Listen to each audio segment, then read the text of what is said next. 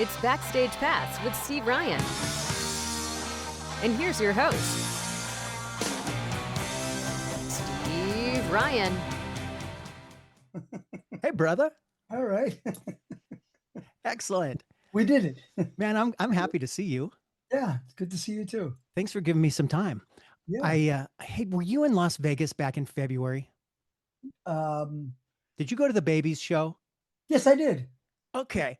You were Yeah. sitting directly behind me. And I Good. remember I was thinking to myself, that sure looks like Frank from Angel. I don't want to say anything because I don't know if it is, Yeah. but yeah, you were with some other cats that I didn't recognize, but I recognize you. So how it's cool we're here. I don't remember who I went with. But yeah, I went because Joey asked me to go. And so I'm good friends with Joey Sykes. Yeah, We've been writing some stuff together as well. So, in really. fact, You know, I one of the things that I wrote with him is going to be on the new Angel album. Wow.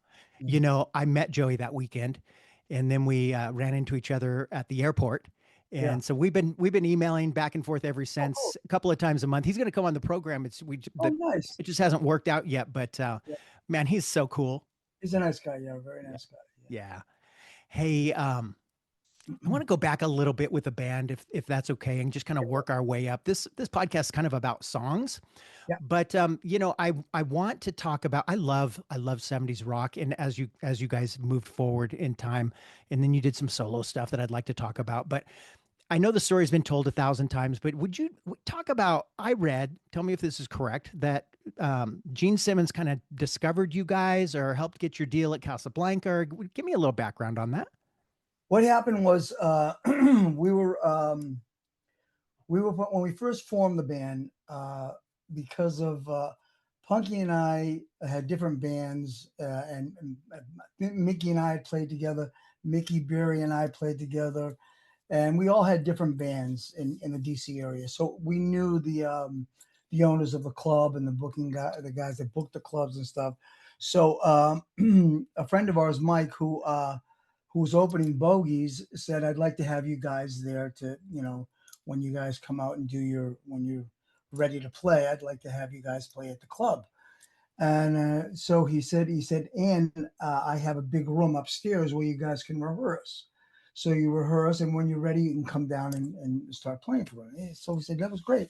So that's what we did. We put the band together. We rehearsed up there.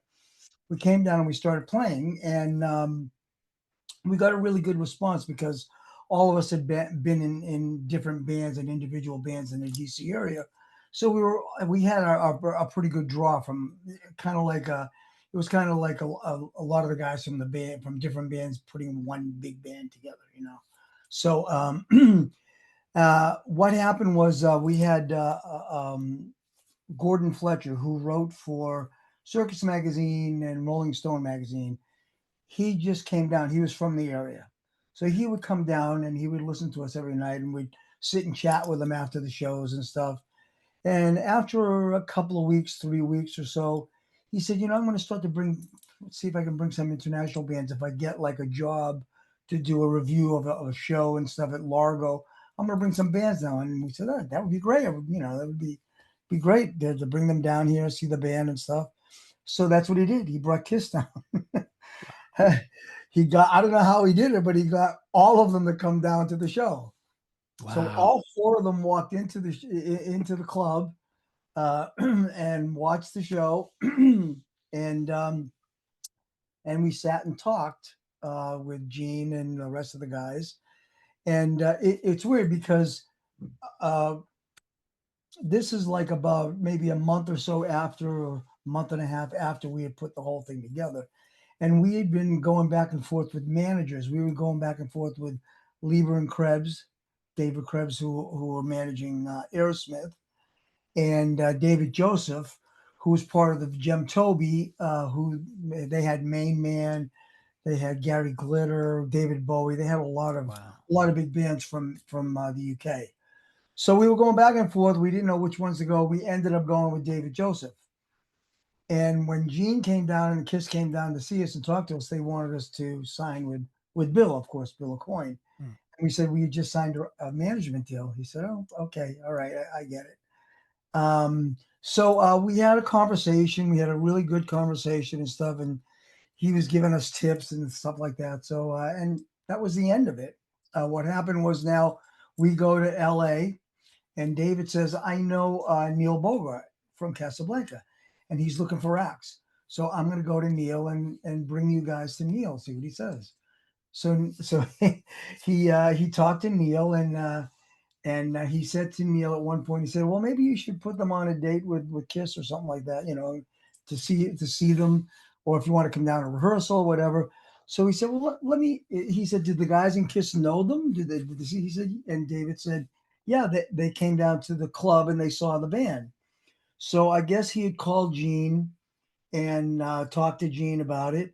And he called David back. He said, "I don't have to see the band." He said, "I'll sign the guys," because Wow. Gene gave me a really great review of the band and stuff, and said, "You guys looked great. You guys were a great band, great musicians and stuff." So that's how that whole thing kind of unfolded. Yeah, Wow. yeah, Wow. That's so cool. Is yeah. is It's like Gene? a once in a lifetime kind of thing. Well, yeah. All of us were struggling, with different bands and stuff, trying to put these kind of things together, and this just came together so quickly. Yeah. Wow. Did you guys like it written 75 when you're getting ready to put out the first album? And who were your influences? Who were you guys? Who are you kind of listening to? And maybe you could even go back to when you were a kid and teenager and you were discovering music and trying to figure out what really pushed your buttons. And I don't know if I would. I guess progressive rock kind of works for especially 1975. But is that where you guys were going? Or tell me about how Well, what music influenced you. I think it was a mixture. But look, Greg Punk and myself were writing all the material at that point, and Greg was more from the Genesis kind of Mm. like progressive kind of stuff, and Punky is more from the kind of heavy pop stuff, and I'm Yeah. I'm really kind of just heavy rock and roll, like Deep Purple, Yeah. Humble Pie, Mm. that kind of stuff was. But all my influences were, Beatles, Led Zeppelin, Humble Pie, the Jeff Beck group. I love the Jeff Beck group. I saw Yeah. them on their first tour. I saw Led Zeppelin on their very first tour at a little place called the Boston Tea Party when their very first tour. I saw the Beatles twice. Yeah. So Wow. all that stuff kind of like comes together, and I think with the three of us, all of our influences kind of like mixed in with each other, and we were able to kind of work it out where the songs were a little bit of this and a little bit of that, and we had progressive, but we had hooks as well. So I mean, Yeah. that's what we were looking for, and we really wanted to put the guitar and the keyboards working together, Yeah. Yeah. as something new and something different.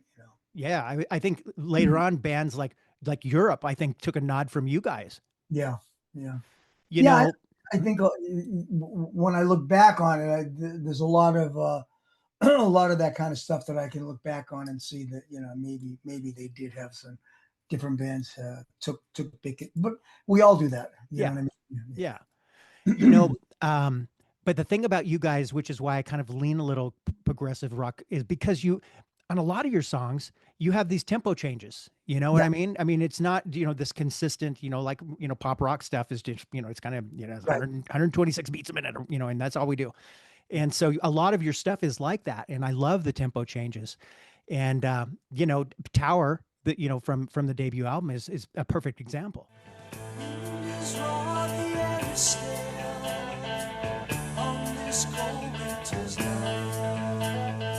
Sent alone to tell a tale from the land of Delmine. Journey starts at the edge of town with the stars as my guide. No one here but my empty thoughts and a sword by my side.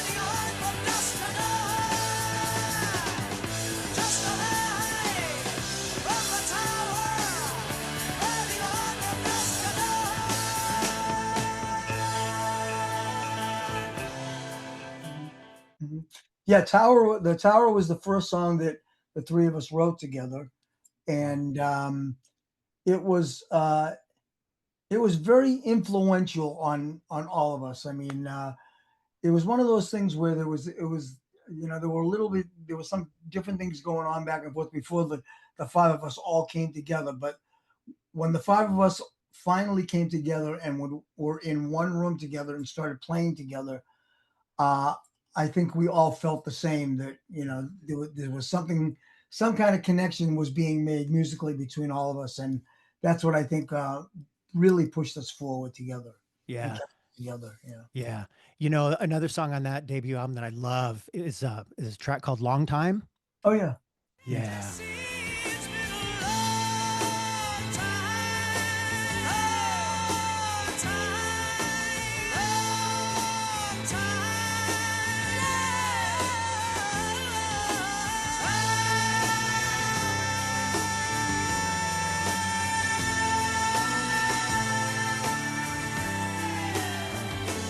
yeah, give it to me, yeah.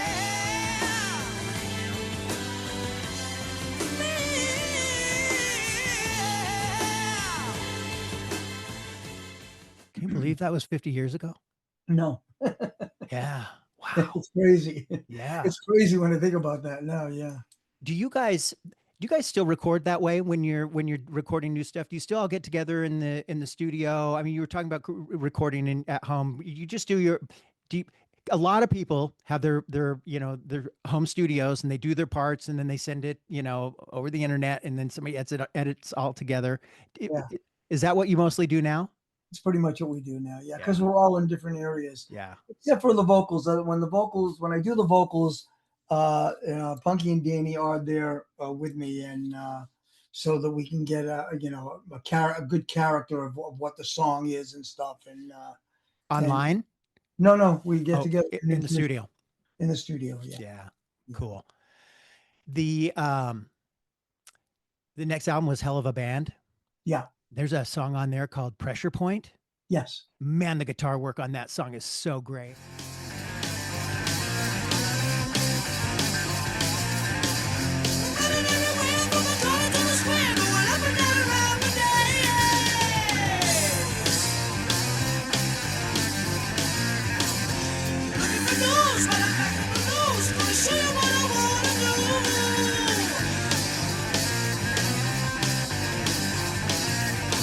Yes, I shoot fingers through my eyes, and I reflect from my face.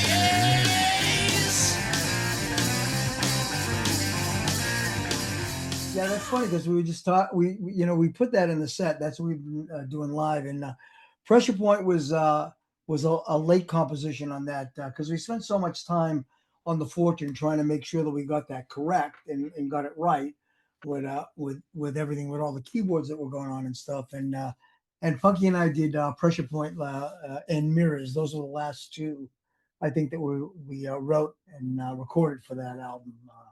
Feelings is on there too, which is another track that I really dig.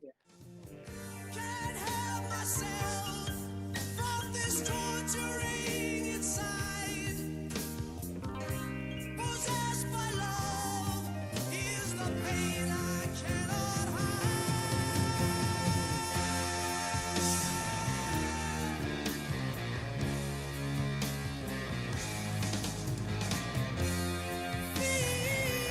Feelings reach out and hold me. Hold me close by your side.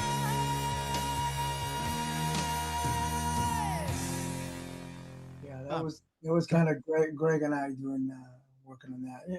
And like I say that, but in the end, the three of us really kind of like contributed to all of those songs. I mean, Yeah.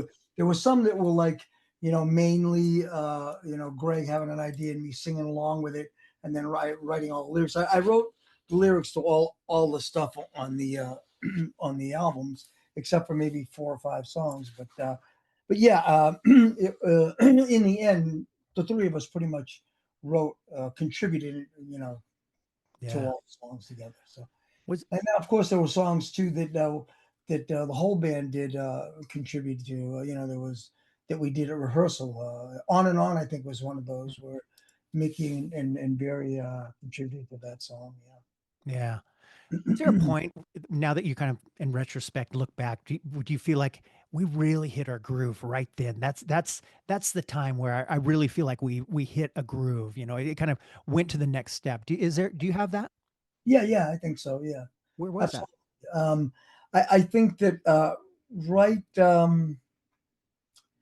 I would say we were just starting to hit our groove. I think by the time we got to the White Hot album, we felt like we were really, as a band, sonically, were really sound and really really able to do pick songs with it, whichever ones we wanted in the set to play live, and that's the main thing, was playing live. You know what I mean? And I think that we finally had found the crew. We found a sound man and stuff that we felt really, which was Angelo at the time, Angelo Acuri, who went on to do Dio after he left, after we split up. But yeah, I mean, sonically, we felt we were coming together as a band right around that time, 78, when Felix joined the band and stuff. So Yeah. yeah, That White Hot album has the "Ain't Gonna Eat My Heart Out Anymore" on it, yeah, which is as close to a pop hit that as you guys had. yeah, absolutely. Well, baby, I ain't gonna eat out my heart anymore. I ain't gonna eat out my heart anymore. So quit it. I love you, I do, girl. But you ain't gonna cheat on me. I need you, I really do. Choose, is it him or me? Is it him or me? Well, baby, I ain't gonna eat out my heart anymore. I ain't gonna eat out my heart anymore. Yeah, and that was one that we used to look. Punky and I, like I said, and Barry and Mickey, we all played in clubs, and we all did a million different songs. So at rehearsal, whenever we got bored or whenever we got to the point where we said, "Hey, let's loosen up," we always pulled out songs. Hey, let's do this one. Hey, let's do that. Oh, I remember that one. Let's pull it. And somehow that was one of the ones that we used to screw around with all the time at rehearsal. Let's talk about the Sinful LP, if you don't mind.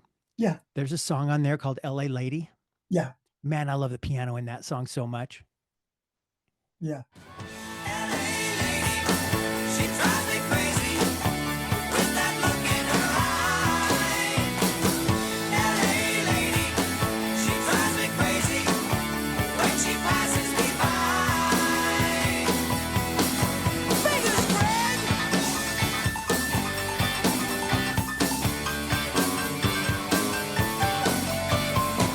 I send her flowers every single day. So yeah, there's still some great songs on that album. There's L.A. Lady. There's Well, "Don't Take Your Love" is on there. That's a pop song. yeah. That's got some great. There's some great kind of like Beach Boys harmony going on in there and stuff that I really enjoy doing. It.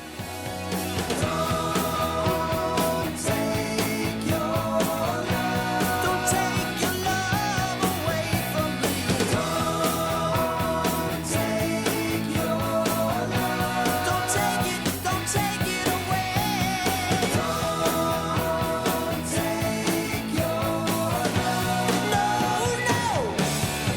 I couldn't keep up the pace. It seems I lost the race. I love that song. Yeah, that was a good song. In '83, you had a song on the Flashdance soundtrack. Yes, yeah, It Well, it was years before I knew that was you singing "Seduce Me Tonight." yeah. I've done a lot of stuff. I've done. I did a lot of made-for-television movies that probably no one knows that I sang on. I was doing a lot of sessions at the time. Yeah! Seduce me tonight. Seduce me tonight. Play and set the stage, dim the lights, and baby, seduce me tonight.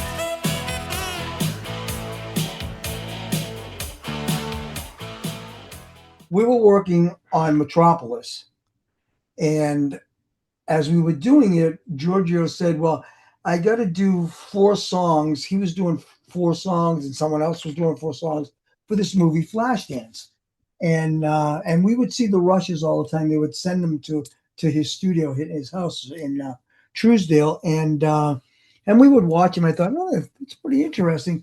But everyone thought Staying Alive was going to be the huge hit. So this little movie, Flashdance, was just going to be like one of those things that you throw out there. So Yeah. when they asked for, what happened was they wanted to put Brown Sugar in that spot where Seduce Me was, where The Stones? Yes, the Stones, Brown Sugar. They wanted to put that in there where the girl was doing Topless. And all Yeah. that. Yeah. And put Brown Sugar in there, and the Stones wanted the money that they wanted was way too much for them because, like I said, they thought the movie was going to be a small movie. You know, Staying Alive was going to be the huge hit, right? Because it had John Travolta, Sylvester Stallone was directing stuff. Yeah. So that's why they came to Giorgio and said, "Hey, listen, we can't pay the Stones to do. We want this one section. It's a small section. If you can write a song that we can put in that song, that area." So Giorgio had this idea, and I was sitting in the other room with Keith and having a drink, and we had just worked all day on all the tunes for Metropolis. And Giorgio said, "Remember that song that we were screwing around with? I want to put it in that movie Flashdance because they want to fill up some time." And so both Keith and I said, "You want to do it now?" And he said, yeah, let's do it now. So we worked it out. I mean, Keith wrote some lyrics and stuff, and I did it very quickly, and they put it out. And the next thing you know, it's like Flashdance is a huge hit, and the soundtrack was huge, yeah, millions, yeah. Wow. Yeah. And when Giorgio came up with the idea of Cycle 5, I said, "Giorgio, at that time it was a dog food." I said, "Giorgio, dog food. Cycle 5 is a dog food." He said, "Oh, no one will care." All right, whatever. You did a solo album in 2015, Old Habits Die Hard. Yeah. And there's a song on there that I think Punky played on called Never Again. Yes. I think it's the opening track, if I remember right. Yeah. Was doing something, a solo project, was that a goal of yours always, or did it just kind of happen? It just kind of happened. I've been always used to playing and singing with bands. Yeah. So a friend of mine, Ken DiMino, who was the executive producer on that album, said, "You should do a solo album." I said, it's not, it never really crossed my mind. And Paul Crook was who was producing who ended up producing my solo thing. I got together with Paul and I said, I got these songs and stuff. I don't know, maybe I'll do a solo album. I said, if you want to be involved in it. And he said, "Yeah, of course, I'd love to be involved in it. Let's hear the stuff." Yeah. I was listening to it this afternoon as I was, kind of prepping for our conversation. Yeah. And I listened to the whole album, and the streaming service I was listening to it on had a bonus track on there at the very last track called Even Now. Yeah. And there's the great piano solo in that, and I thought it finished that set really well.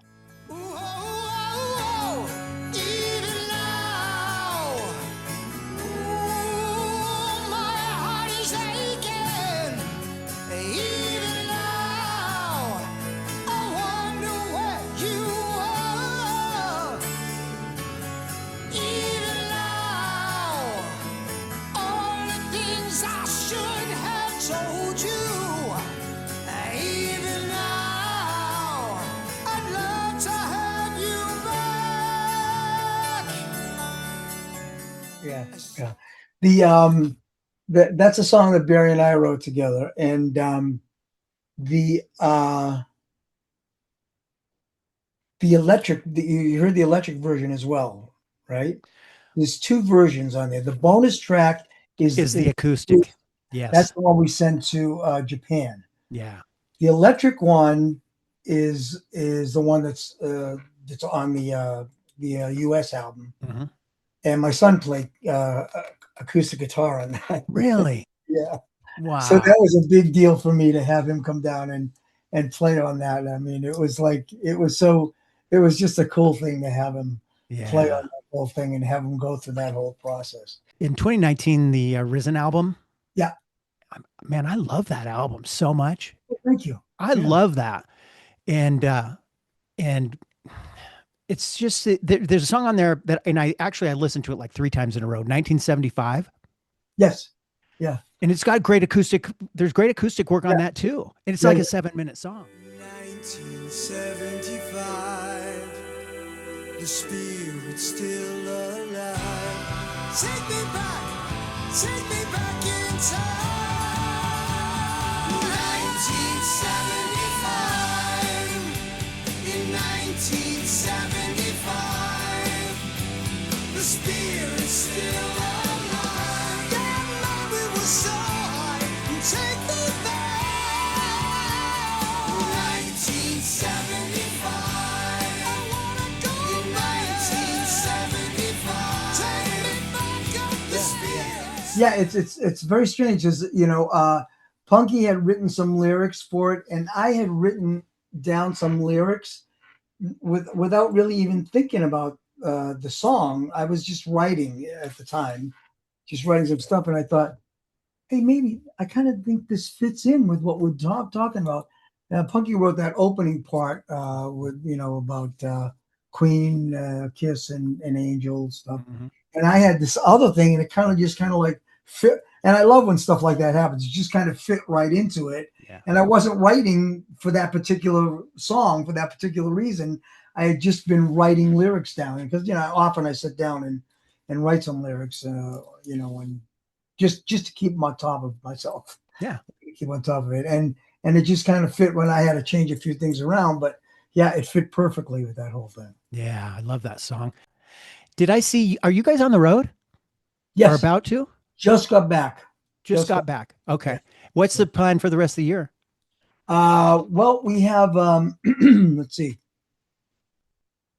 We have West Coast coming up in August. That would be the Whiskey place out here in Vegas.